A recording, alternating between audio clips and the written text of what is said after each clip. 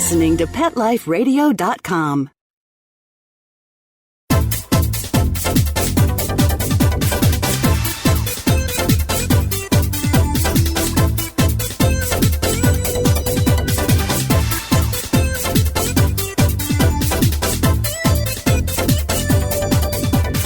Hello, you're listening to Animal Party on Pet Life Radio, and I am the hostess of this party. That's right, Deb Wolfe. Today, I've got coming to join us from Pets Weekly, petsweekly.com, my favorite pet magazine, and it's online, and it's easy to find, and it's great, and it tells you what to buy and what not to buy. But today, we've got the scoop, the ridiculous to the sublime, what's terrific in the pet world, and what's just crapola. Welcome to the show, Stacy. Thanks for having me back. You know, every year we do this because there's so many things out there for pets, and sometimes it looks so good in the catalog and you get it home and the thing won't even stand up. It's completely breakable or it doesn't work at all. So I love to talk to you because we can save my listeners that headache and tell them what's great and what's not so great, right? I hope so. I hope we have all the correct information, but usually we do. Well, you have some pretty cooperative furry testers over there. So absolutely. Yeah. So, and they're not gentle. They test those products, don't they? Yeah, you know, you can have a pit bull put everything through the ringer, and I guarantee if it gets past my dogs, it's going to get past yours. So we're doing all right. Nice. Okay, so what have you got? What's your top pick for this year? Okay, we've got a lot of feeders coming out lately, and the simplest ones are usually the ones that are most effective. I think you know that as well as I do. There's a new product called the Wolfe Snuffle Mat, and it is quite literally a little carpet that you put on the ground, and it has shaggy spots in it, and the dog can woofle through to pick up his food, and it really slows down those fast eaters, which, you know, can create all kinds of problems when dogs are wolfing their food. So I really like the snuffle mats coming out. Oh, that's an interesting one. Okay. Sometimes when I have a dog who just scarfs down his food and he starts to hiccup and sometimes even vomit because he's eating so quickly, I just put a big rock in the bowl and he has to gently move the rock to eat the food. But sometimes he gets his nose all scraped up when I do that. So this would be an alternative for the beagles and the bassets who are quick eaters, but really it's all about them sniffing it out and finding it. And they'd enjoy this so much more than having to deal with a rock. So I get this.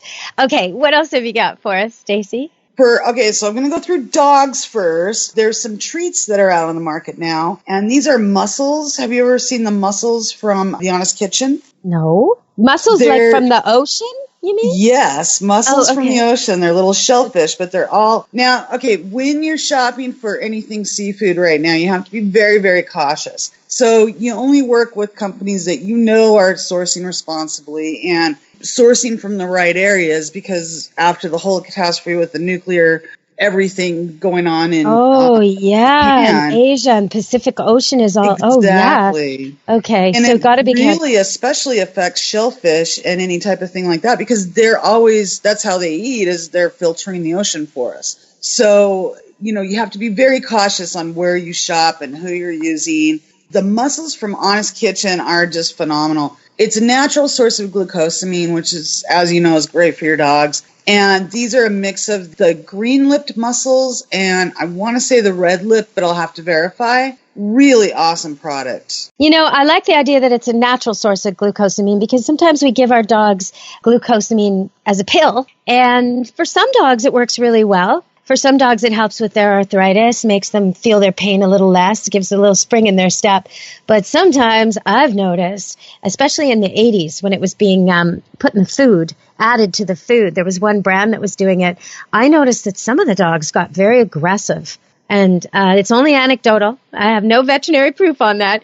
But if you find you try a new vitamin or an additive or something with your dog, anything new, and their behavior changes and it's not a good change, then, you know, slow down, use less, or maybe stop it altogether, because sometimes our pets are sensitive. So watch your pet, know your pet. If things change all of a sudden because you've started something new, maybe talk to your vet or scale it back. Okay, so, all right. Now we've just talked about two things you like. How about something you don't like? And then we'll go to a commercial break and we'll come back. So what don't you like for this year? Okay, there's a couple. Okay, these are mostly presents and gifts that are developed for people, and one of which is called a recycled newspaper dog. It retails for $159, and basically it's a little handmade pet that is made from recycled newspaper. So it's kind of like a, I don't know, decoupage. What do they call that with the newspaper where they create? You know what I call it? I call it garbage. That's what I call it. I call it kindling. The burn pile. Exactly. The bunny cage, the burn pile. I don't know, man. I don't want a pet that really can't get wet. Just like that coming out. Yeah, very, very strange and things I wouldn't recommend spending money on. I'd like to see people donate it or do something better with it, but...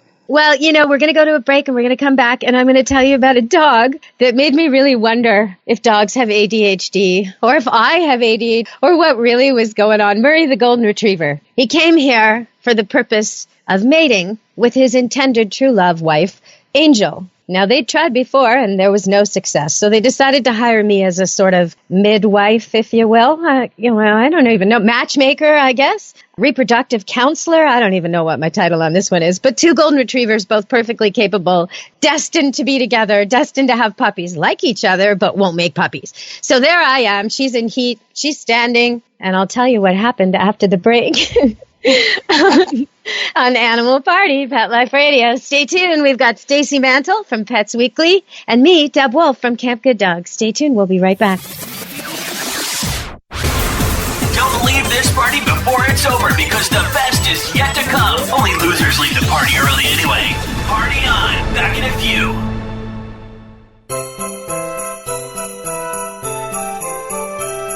Put a puppy under the Christmas tree.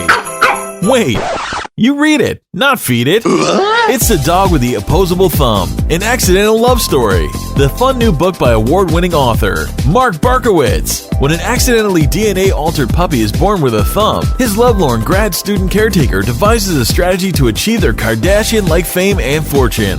It's funny, intelligent, and incredibly unique. And 20% of book sales benefit the Pasadena Humane Society and SPCA. The Dog with the Opposable Thumb is available now through Amazon.com, BarnesandNoble.com, and MarkBark.org. Thumbs up to a howling fun book for the holidays. The Dog with the Opposable Thumb. Order yours now. It's DesignerPetSweaters.com. Hand-knitted designer sweaters for your precious pup or cool cat. Beautiful couture patterns for your pets, including custom-knitted formal wear, casual wear, yachting, and even sports-themed. Many designer pet sweaters include feathered tammy hats, top hats, and a lot of sparkle. Each sweater includes leg loops, front paw sleeves, and leash opening. Visit DesignerPetSweaters.com to order your 4-legged fashions today. Your pets will stay warm for the winter and be runway ready. Large or small, we fit them all. DesignerPetSweaters.com.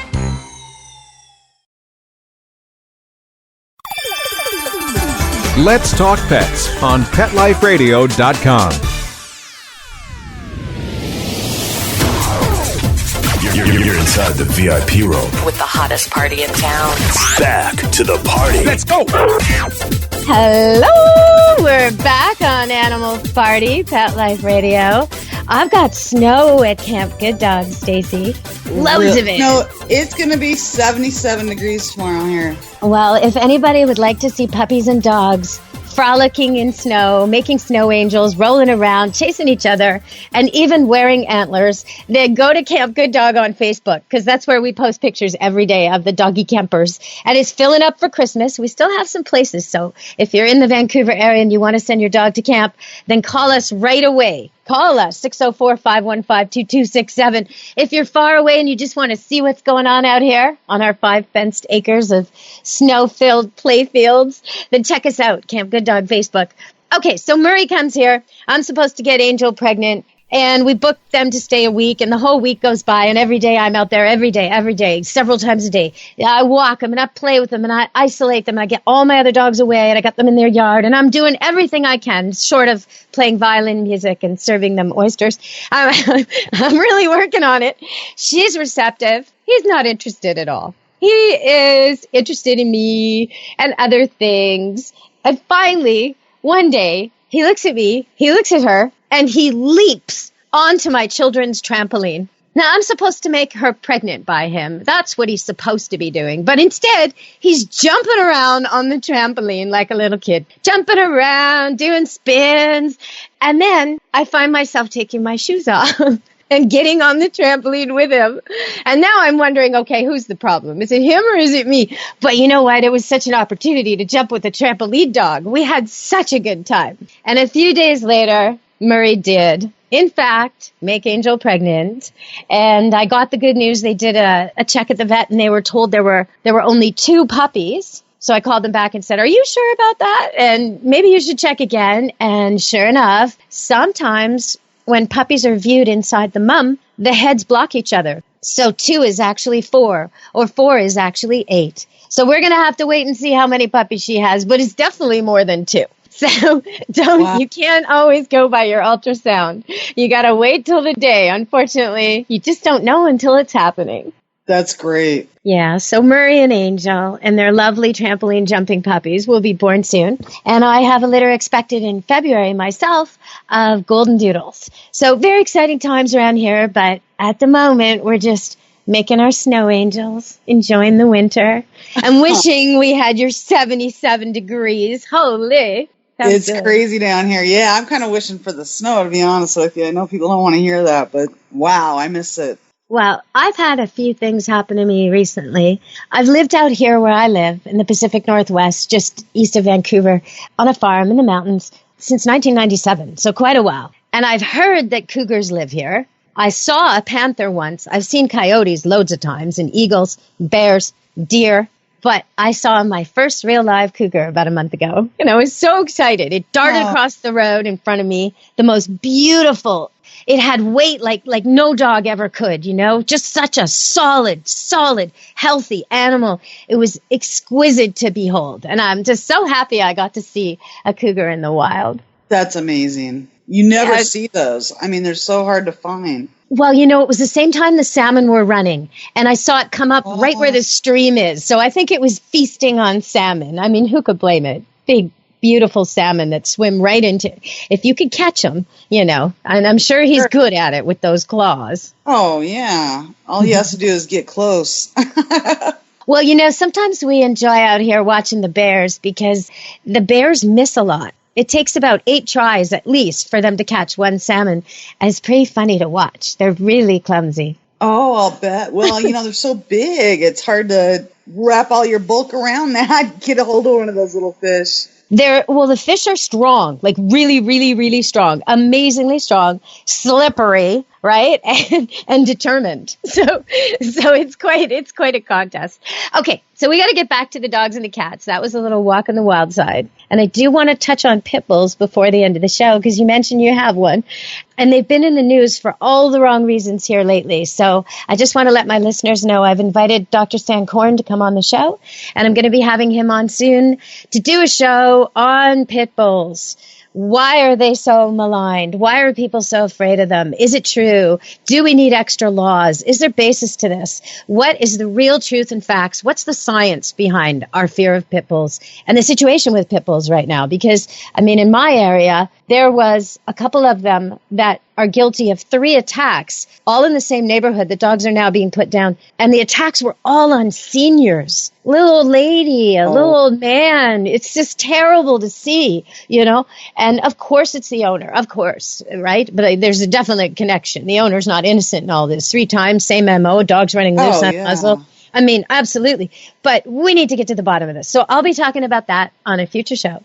And right now, let's go back to interesting things. I know we kind of covered the dogs a bit. Have you got something good for Christmas for the cat lovers on your list? I've got a ton, but let me tell you about one more really strange product so we can avoid it. Is that okay? Oh, yeah. Okay. There is one product that came out, and they even took it up off the market, but it was so interesting. There's still some out on eBay and things like that, that basically it's a wrap that goes around your dog's stomach, right over, where he can pee. And it senses urine. So the second it senses urine, it sends this really loud noise to your dog or your puppy. And I just want to tell everybody that's an awful, awful, awful idea. Why would you terrify your dog into peeing Every time Oh he my goes potty, gosh. he gets, terrorized with this noise. So please avoid that product. They took it off the market because there was so much problems with it. But really, it's important for people to avoid that. So I just wanted to throw that out there. It's probably the worst product. Oh, that's just terrible. Your dog already has is. issues, and now you give him like pain and loud. So what's he supposed to do? Hold it indefinitely? That's abuse. Exactly. And then You gotta show him. traumatize this poor dog. He doesn't know where to go, It's such an awful gadget. So these are the kinds of things that people need to really just pay close attention to. I'm about to say something a little controversial, but I can't help it. Those puppy pee pads. I feel very similarly about those things.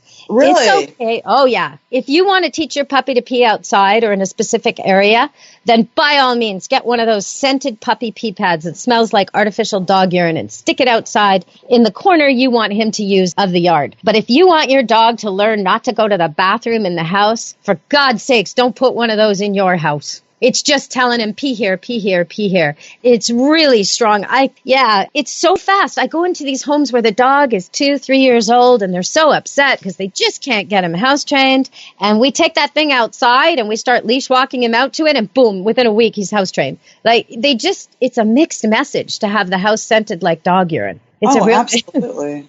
Oh, wow. Okay, so let's go for some good things. What's a good thing for a cat this year? Okay, for a cat this year, the really big thing is called the new bowl feeding system. And this is a new feeding system for cats that helps them with their hunting and everything, in a humane way, to where they're not being bored and getting overweight. And anyway, what you do is it's a system of 6 little carefully designed mice that look like they're little plastic things that are machine washable, covers and everything. And you portion the food out into these 6 feeders and hide them around the house. Now, I thought my cats, there's no way they're going to go look for these things. They loved it. I really didn't expect it to be as popular with my cats as it is. So if you can hide anything in there. You can do dry, wet, raw, whatever you want. The way it's designed is it's designed for, feeding and accommodating all diets. But basically, you put it out and hide it around in different areas every morning, and the cats have to go hunt every time they want a meal. And then they eat a little bit at a time, which is kind of how they're supposed to do it, Yeah, well, they're supposed to have, if they lived on rodents, they'd have 12 to 18 a day. So that's a lot of hunting, a lot of work to do to catch 12 to 18 rodents a day. And then, they don't eat them all at once. They don't collect them in a bowl and cook them on the stove like we do and have a meal with their family. You're right. They eat all day long, a little bit here, a little bit there, burn some off. I think most of our house cats, indoor confined house cats, are kind of fat, aren't they? They are, and it's getting harder and harder to keep them underway because, the foods are getting better now, but some of them are, it's how you eat, and just the same with the cats. There's a lot of specifications that we don't all understand, and just a combination of certain foods can create problems. So, yeah, it's a lot to take on when you're feeding a predator, It's hard to feed them. Well, and cats really, most vets I've talked to, most people nowadays, most scientists nowadays have decided that they really don't need grain. They really don't. They just need meats and a little bit of veggie somehow that they would get when they eat their prey and it's in their stomach. So they're really almost 100% carnivores. And the foods we give them, especially when we have a fat cat, they tend to be all grain. It's like, empty calories of something they can't even use. So you got to kind of think about that. And the old style, where grandma used to set aside a little bit of the meat or the veg she was cooking before she added the spices and made the stew for the family and dumped it in the dog's bowl on top of the kibble. Those dogs lived a long time. Those cats, they do really well. So I really believe real food is good for everybody, as long as it's not begged off you or kind of earned by rudeness, right? They got to be polite. So, okay, we got to go to another commercial break. We're going to come back and tell you about a few more things for Christmas, for Hanukkah, for the holidays. I might give you some safety tips while we're at it. And I got this really crazy old cat. I thought she was my easiest, oldest cat. She basically did nothing except hid in the closet for 10 years. And now, all of a sudden, she's come out of her shell. She watches all the dogs. And lately, she's been up to no good. So I'll tell you about that after the break. Stay tuned on Animal Party, Pet Life Radio. We're talking to Stacy Mantle from Pets Weekly and me, Deb Wolfe. Stay tuned. Don't leave this party before it's over because the best is yet to come. Only losers leave the party early anyway. Party on. Back in a few.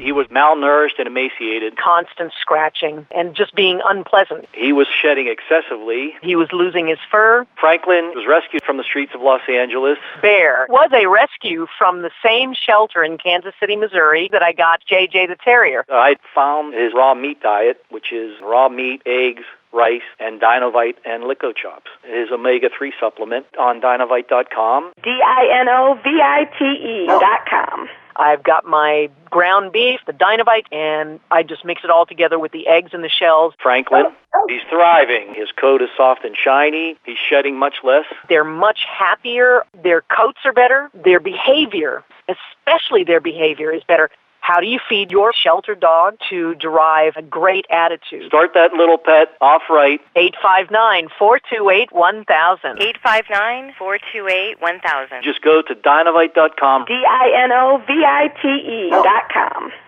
Hi, I'm Dana Humphrey, the founder of Whitegate PR. We have been specializing in PR and marketing in the pet industry for over 10 years. If you have a pet product or service you would like to promote, give us a call. We can help create awareness for your brand on TV, radio, magazines, newspapers, and blogs. Feel free to reach me directly at 619-414-9307 or learn more on our website at whitegatepr.com or follow us on Facebook. Let's talk pets Let's talk pets on Pet Life Radio. Pet Life PetLifeRadio.com. Radio. You're inside the VIP room. With the hottest party in town.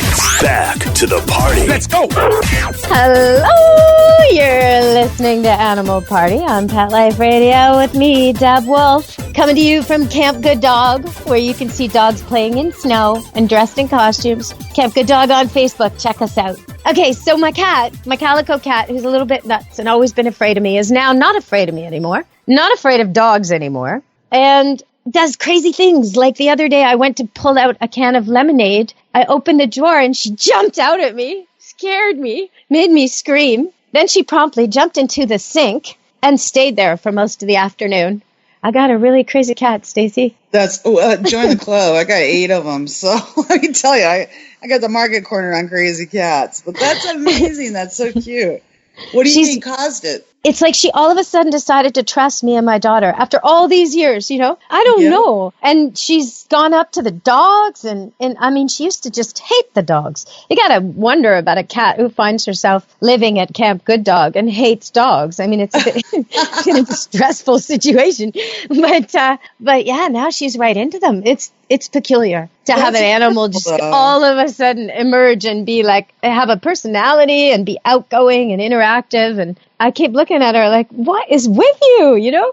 But it's all good. That's great. Yeah, usually when you have a sudden change, it's the other way. And then you got to go to the vet. You know, if your dog or your cat all of a sudden isn't doing what it usually does, it's inactive, it's drinking a lot, it's not drinking, or it's not eating, or it seems depressed, or you know your animal, then you know, sudden change, go to the vet. But when the sudden change goes from being a nightmare, boring, misery to being delightful, well, I guess you just go with it. Hey, I've had a couple of older cats do that too.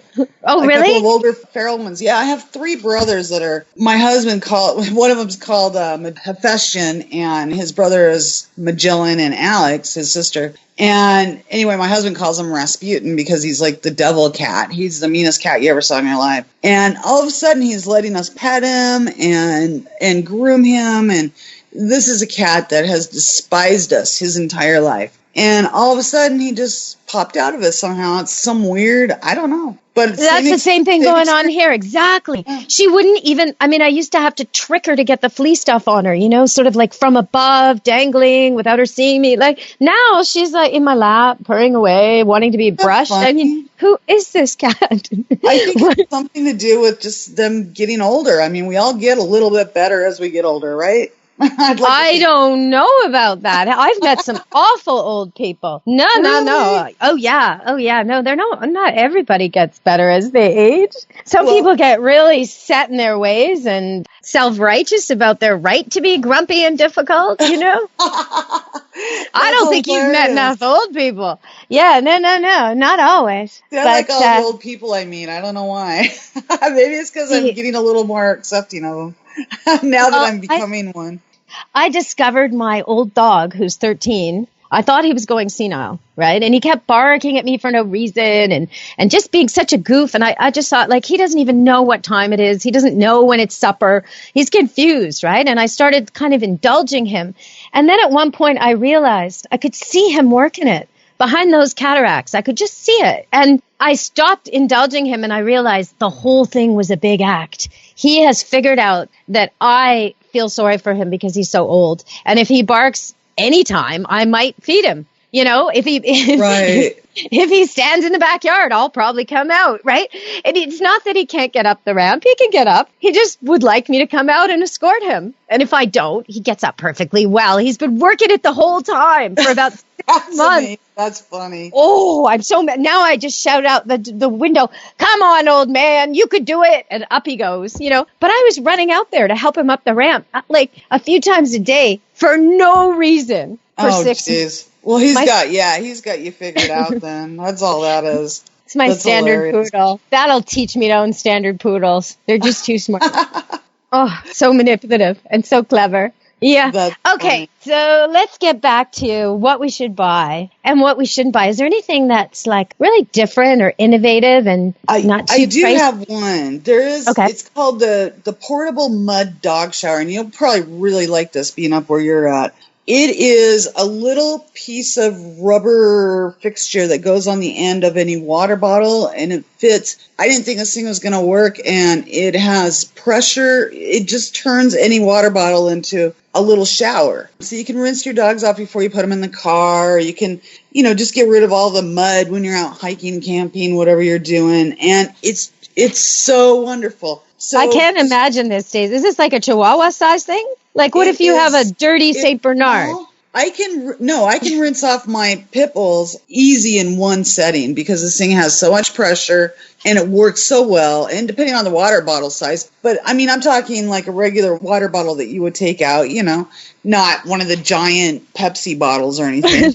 And I can get my dog's paws washed off and put them in the car. It's amazing. And I thought this thing would pop off the end, and I need to get you one because you would love it. It's really a great product. And that's from Kurgo. It's called the Portable Mud Dog Shower. Nice. Wow. Okay, that sounds good. That sounds good for people. I know it's a huge problem. People are always with the towels and they feel like their dog servant wiping his feet every time he comes in the door. And right now where I live, most of Canada, a lot of the Northeast and the States, there's salt everywhere. And that's terrible, right? It's no big deal if you just brush it off, rinse it off, get it off. But if you don't brush it off, rinse it off, get it off, then your pet has to lick it off. And that's really bad for them. They can get real sick. Plus, if they don't lick it off, maybe they're too old or too lazy or just not that kind of dog, it could burn their feet. So really watch the salt. If you're using it yourself and you've got like a doggy run or something, that might be the place to use dirt instead, or even cat litter, something else besides salt that burns.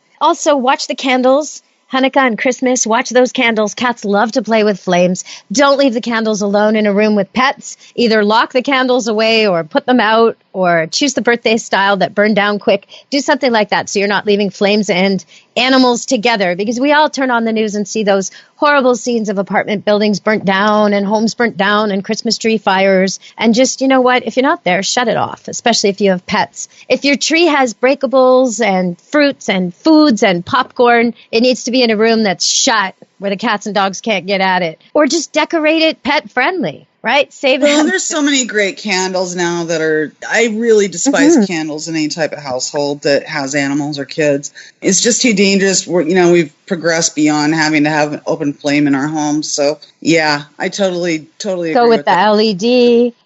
There's some great candles that look so real now, and you don't have to have that. So yeah, avoid them altogether is what I say. chocolate and nuts and popcorn around the tree, and even well packaged. Your dogs and cats smell right through those wrappings. So, yeah. so that kind of thing has to be everything. That has to be locked and loaded until it's actually given to the guest. And with cats, even more important, the biggest hazard for cats this time of year, by far, is the wrapping paper, the tinsel, the decorations. You know the kind of stuff, the frilly, shiny stuff, the bits that can get stuck in their stomach and wound around their intestines and cost you about $2,000 to have surgically removed. Just don't go for it, right? It's just so much better not to. It's not worth it. Glass ornaments and the food for the dogs. Watch your artificial sweeteners. Watch your antifreeze puddles on anybody's driveway or gas station. Leash your animals because it's very tempting and delicious and totally toxic. A teaspoon of antifreeze can kill a golden retriever. So a cat, just microdoses, and all they have to do is sniff it on a driveway and take a little lick, and they're in desperate situation. The other big thing that lands people at the vet on Christmas morning and New Year's Day that we really don't want to do is the stomach binge. Okay, if you want to give your dog or cat a little taste of the turkey from Christmas or the lovely New Year's meal, that's okay. Give it to them, spoonful or two with their kibble. But be sure they don't get into that gravy. Be sure they don't raid the garbage and get that turkey drippings inside the foil, because that's what sends them to the vet. That intense dose of fat all at once, possibly mixed with foil, that really does a number on them. So be careful. Just give them a little bit. They don't need to be sick. Okay, Stacy, what else can we get them? Let's end on a really happy note. What else can we get our pets? Maybe something affordable? Have you got something affordable? Oh, all of these are affordable, which is wonderful. Okay, now this is a really cool toy that you're going to really like, too, because you have very destructive dogs as well. It's called the Go Dog Indestructible Toy. Now, we all hear about toys being indestructible. There is no indestructible toy, but there are some toys that are better than others, and this is one of them. This is put out by Quaker Pet, I believe, and it's made from a new material called pop foam, which is child safe, pet safe, non-toxic, almost completely indestructible. They're actually using it to make soccer balls for kids in third world countries right now, which is not only just a cool thing to do, but the foam is made with an environmentally sensitive manufacturing process. So when it does go bad or they lose the ball or whatever, it's actually helping our environment, not hurting it. And the most important thing about this is they're completely unself-deflating. So let's say your dog gets a hold of it, which they all do, and they puncture it, which they all do. It's not going to deflate the balls or the toys, even though it has a hole in it, because it's such a solid. It's kind of like those things that you put in your tire when you have a flat tire and you just spray that stuff in. It's not that, but it just fills itself back up, and it heals that seam. We have a bunch of them here, and we are having a blast with them. So that's like magic for a dog. It is, right? Especially for running a daycare like you do, and having so many animals, and they're also rough on them. These are just really fun toys. So it's called the Rhino Play line, and it's in the Indestructible line from Go Dogs. So anyway, check the website. It's on our gift list, and they range from $3 to $12, $15.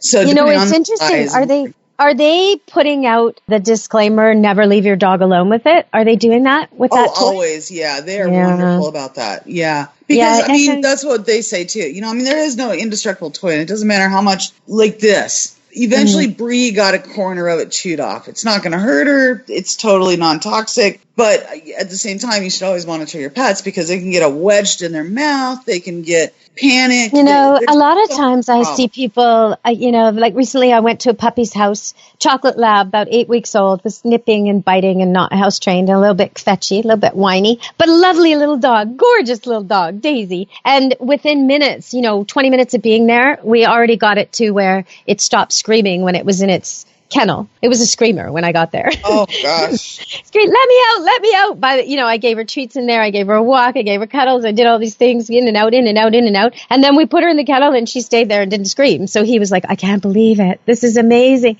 But he had toys for her that are the kinds of things I think clueless men give grown women at Valentine's Day. little stuffed animals for your bed. And that's just, no dog really needs a stuffed animal. They're going to rip it up. They're going to rip it up and they're going to eat it and they might get the squeaky out of it and swallow the squeaky. There's a very exceptional few tiny, tiny toy dogs that will cuddle a stuffed animal, usually when they're not puppies anymore and they're not teething. But most of our dogs and puppies will destroy them. So it's really not a good gift. You got to get something that suits your dog's needs, not that's just cute. Right? Absolutely. Yep. Suits your dog's needs and is effective. And, I'm a big fan of functional toys, let it serve a purpose, whether it's satisfying some natural instinct or, giving them their food in a gradual manner or whatever. I mean, it's just there's reasons to have toys. And of course, playing is one of those reasons. And that's an awesome reason to have one. But yeah, just know what you're getting. Buy them that are specifically for pets and, understand the reasoning for getting them. Sometimes we think of chewing and teething as a puppy thing only. And I noticed from my adult dogs, even my 9-year-old standard poodle female, that when I give her venison bones from the meat cutter, she chews and chews and chews way longer than some of the puppies. So there's a lot of nutrition. There's a lot of benefit to a good chew. So if your dog no longer chews on anything, you haven't found the right thing. They really do need to chew their whole life long. So find something and go real if you can. Go find a meat cutter, find a butcher, find someone who'll give you something real. And you watch, your dog will like that real meat bone. So make sure it's big enough and strong enough and you're there when he eats it. So he doesn't swallow it all or try and take chunks off, right? Absolutely. You just got to teach him it's their natural instinct to chew and you should encourage it. It's the marrow is so rich. Yep. Yeah, and the marrow is so rich in nutrients. It's so good for them. It makes them happy. Any dog that has tension, that's barking too much, using its mouth too much, is too rough on things, it needs a good chew. It just does. Absolutely, yep. It's a natural instinct. We need to embrace those. Well, yeah, because just like the pee thing, if you're trying to teach your dog never to pee or never to chew, you're going to have a frustrated animal that can't cooperate with that instruction. It's, they need to do these things. So give him something he's allowed to chew that he won't destroy. I love that idea of the ball that you put a hole in it. And I could really do a magic trick in front of some kids who've never seen that product. Watch. It's a really I would dazzle and amaze. I mean, Bree was just fascinated with it, my dog, because she just couldn't destroy it. And it took over a week before she could even get a corner off of it. And she worked at that pretty much 24 hours a day, what it felt like, So great product line. Really like it. If you're living somewhere where it's really cold, make sure your dog has not frozen water that isn't frozen. Kicking the bucket so the top unfreezes and then it refreezes again in 20 minutes is not the way to go. Dump it, refill. Make sure snow is not water. They will not drink snow and get filled full and hydrated. So make sure they actually have water and shelter. And I talked about the salt already. Is there anything you think I left out, Stacy, on the safety tips for the winter and Christmas and Hanukkah? I think you got everything covered. I mean, keeping everybody warm is going to be a major consideration for a lot of the country. Oh, yes. And the base of the tree, don't fill it with chemicals. Pets find the flavoring and smells irresistible. Just change it off. And if you have to, put some sugar in there. And anchor the top of the tree if you got a really big one. Because, when I had little kittens, they were all over that tree, up and down it, and they would have knocked it over if I hadn't anchored it. So if you're going to have a tree and pets, I no longer have a tree. I've given up on the tree thing. But if you're going to, just make sure you really carefully think about what goes on and how it's decorated and that there's nothing breakable, sharp, edible, tempting to your pet, or that you put it somewhere where they can't get to it. Absolutely.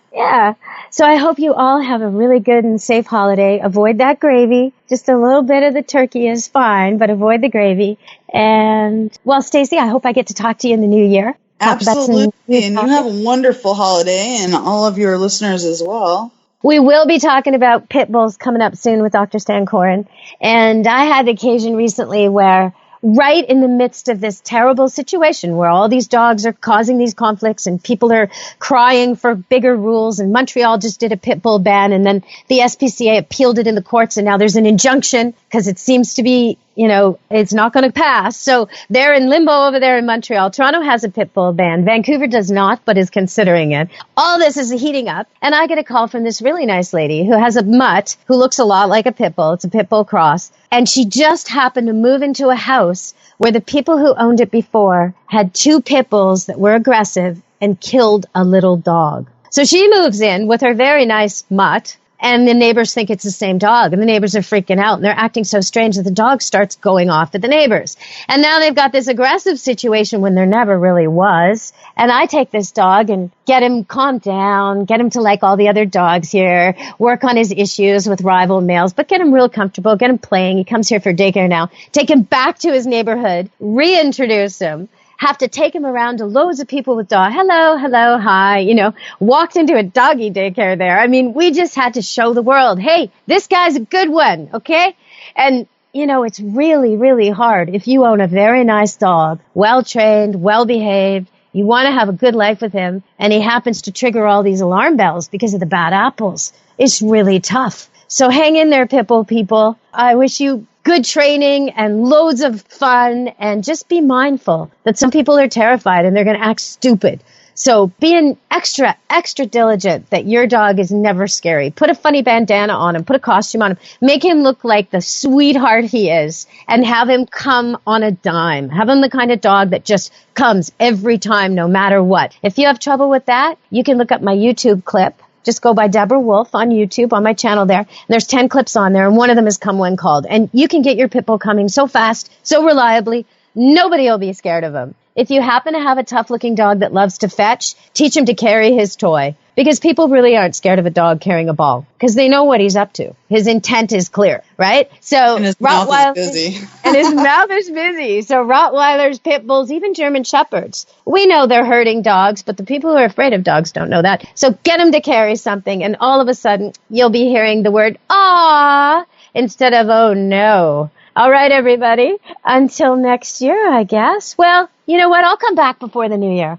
I'll come back with one more show. But Great. I wish you happy holidays in the meantime, and safe holidays. And you can always look up the Dogs at Camp Good Dog on Facebook, or find me on YouTube at Deborah Wolfe. And that's it, Stacy. Thank you so much for joining me today. Thank you for having me. And I look forward to you in the new year. We'll be hooking up, I'm sure, at some point. Oh, absolutely. So everybody, that's petsweekly.com. If you want to see honest, true product reviews of pet stuff that you can get just with a click, and you don't have to get the stuff that doesn't work or breaks. You get the good stuff that Stacy tested with her pet. That's right.